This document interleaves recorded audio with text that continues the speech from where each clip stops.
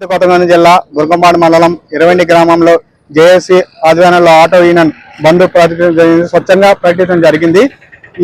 ఈ ప్రభుత్వం రావడం వల్ల బస్సులు ఫ్రీ పెట్టడం వల్ల మా ఆటో యూనియన్ చాలా నష్టపోయాము.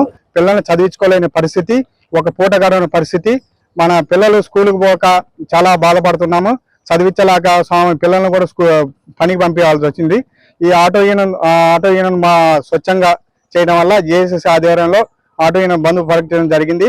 కావున ఈ యొక్క ఆటో యూనియన్ మేము స్వచ్ఛంగా బంద్ చేయడం జరిగింది.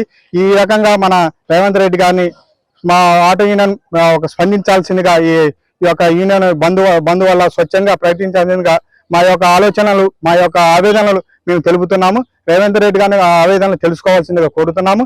ఈ యొక్క బంద్ వల్ల మా యొక్క కుటుంబాలు చాలా నష్టపోయినాయి, ఆర్థికంగా చాలా నష్టపోయినాయి. అందువలన మా రేవంత్ రెడ్డి గారిని స్వచ్ఛంగా కోరుతున్నాము. మా ఆటో యూనియన్ ఆలోచించి మా బాధలను వ్యక్తిత్వం చేశాము. ఆ వ్యక్తిత్వాన్ని కొద్దిగా ఆలోచించాల్సిందిగా కోరుతున్నాము. ఈ సమస్యలను మన నివేదిక పైన ప్రకటించాలని కోరుతున్నాము. జై ఆటో యూనియన్, జై ఆటో యూనియన్, ఆటో యూనియన్ నాయకత్వం, ఆటో యూనియన్ నాయకత్వం, ఆటో యూనియన్ నాయకత్వం, జై జేఎస్ఎస్సీ. ఆటో కార్మికుల ఐక్యత, ఆటో కార్మికుల ఐక్యత.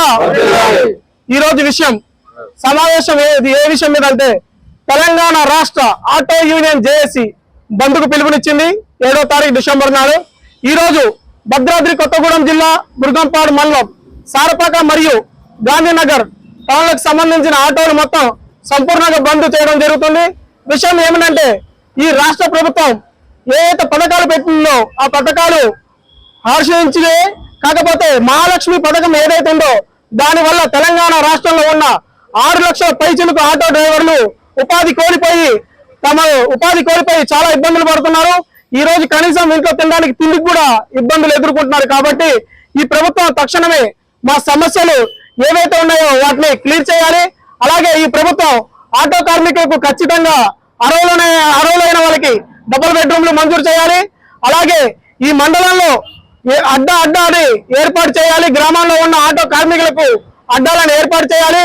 అలాగే తెలంగాణ రాష్ట్ర ఆటో యూనియన్ బోర్డు కూడా ఏర్పాటు చేయడానికి ప్రభుత్వం సహకరించాలి. మా డిమాండ్లను పూర్తి చేస్తే మేము సమ్మెను విమర్శించుకుంటాం. అలాగే లేకుంటే ముందు ఇంకా తీవ్రతగా ఉంటుందని తెలియజేస్తున్నాం.